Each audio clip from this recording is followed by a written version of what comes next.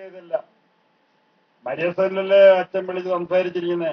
ഒരു പേപ്പർ എടുത്ത് വെച്ച് ഈ കാര്യങ്ങളെല്ലാം എഴുതുക. നമ്മൾ തമ്മിൽ സംസാരിച്ചു കഴിഞ്ഞാൽ ഇനിയും പ്രശ്നമില്ല. അച്ഛൻ എന്നോട് പറഞ്ഞ് ബ്രദർ പറഞ്ഞപ്പോൾ ഞാൻ അതെല്ലാം എഴുതി വെച്ചു. ബ്രദറെ ഇനി എന്താ ചെയ്യണ്ടേ? ഞാൻ പറയുന്ന നാളെ കുർബാനയ്ക്ക് പോകുമ്പോൾ ഈ എഴുതി വെച്ചത് ആൾക്കാരെ കൊണ്ടുവന്ന് വെച്ചേക്കുക. വേറെ ഒന്നും പറയണ്ട. ഈ എഴുതി വെച്ച സകല കാര്യങ്ങളും ആൾക്കാരെ കൊണ്ടുവന്ന് വെച്ചേക്കുക. വേറെ ഒന്നും അച്ഛൻ പറയണ്ട. ആ കുർബാന അർപ്പിക്കാനായിട്ട് പറഞ്ഞു.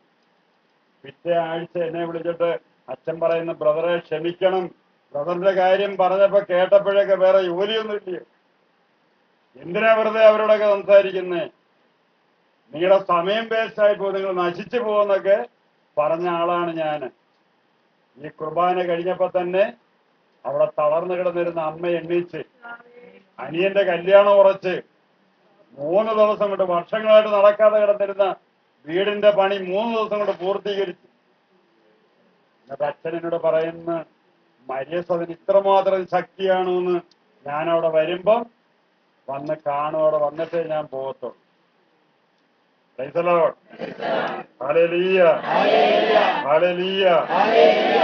അച്ഛനെ വിളിച്ചത് ഇസ്രായേലിൽ നിന്നായിരുന്നു.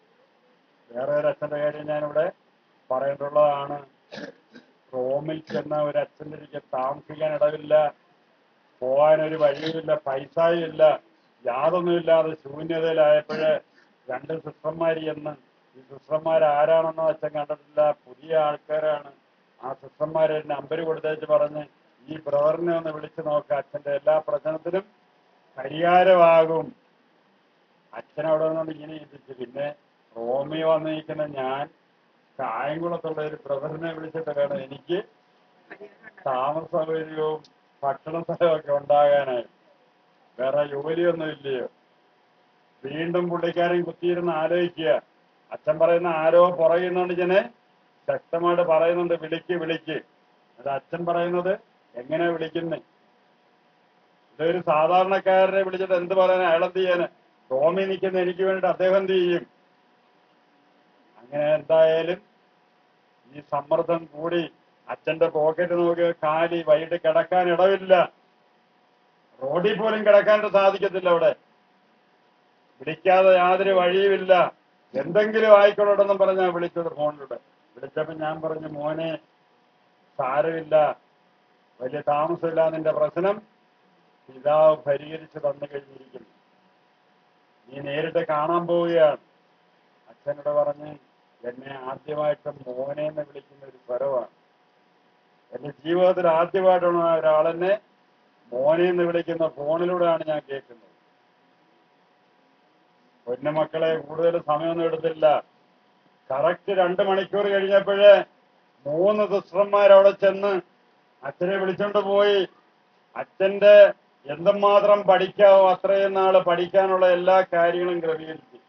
എത്ര നാളവിടെ നിൽക്കുന്നോ അത്രയും നാള് പൈസ കൊടുക്കാനുള്ള താമസ സൗകര്യം, ഭക്ഷണത്തിന്റെ ക്രമീകരണം, ഇതെല്ലാം റെഡിയാക്കി.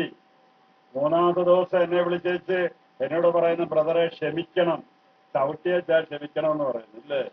നമ്മളതല്ലേ ചെയ്യുന്ന? കർത്താവിനെ ചവിട്ടി തുത്തേച്ച് എന്ന് തൊട്ടു തൊഴുക. ക്ഷമിക്കണമെന്ന് പറയുന്ന കാര്യങ്ങൾക്ക് പ്രാധാന്യം ഉണ്ടായിരുന്നു 2000 വർഷത്തിന് മുമ്പായിരുന്നെങ്കിൽ. അന്ന് ദൈവത്തെയും പരിശുദ്ധാത്മാവിനെയും ഒന്നും അറിയത്തില്ലായിരുന്നു. ഇന്നതല്ല, ഇന്ന് അറിയാം. ദൈവം ആരാണെന്നും പരിശുദ്ധാത്മാവ് ആരാണെന്നും അതിനെതിരായിട്ട് പോയാൽ എന്ത് സംഭവിക്കുന്നതൊക്കെ ഇന്ന് അറിയാം. അറിഞ്ഞോണ്ട് തന്നെയാണ് ചവിട്ടിത്തേക്കുന്നത്.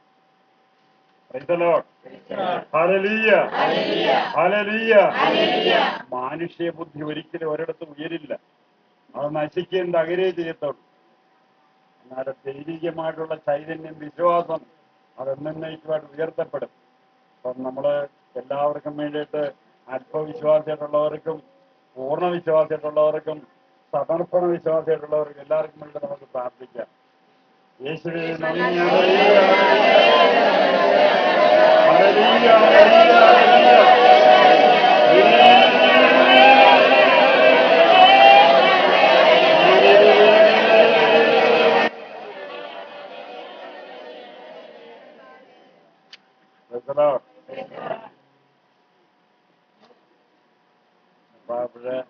വീണ്ടും ആവർത്തിച്ചൊരു നിർദ്ദേശമാണ്.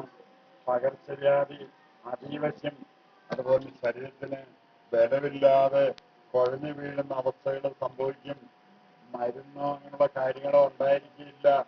ഇതൊക്കെ വരുന്നതിന് മുൻകൂട്ടി നിങ്ങൾക്ക് മരുന്നിനേക്കാൾ ഗൗരവമായ രീതിയിലാണ് ഈ പ്രാർത്ഥന തന്നിരിക്കുന്നത്. ഈശോ അവരുടെ തിരുമുറിവിൽ തന്നെ ഈ പ്രാർത്ഥനകള് ലഭിക്കാതിരിക്കേണ്ടതിനും സ്വീകരിക്കാതിരിക്കേണ്ടതിനും വേണ്ടിയിട്ടാണ് നിങ്ങൾക്ക് നിങ്ങളുടെ മുന്നിൽ ഏതെങ്കിലും മറയോ തടസ്സമോ എതിർപ്പോ ഒക്കെ വരുന്നത്. അതായത് ചത്തോട്ടൊന്നും.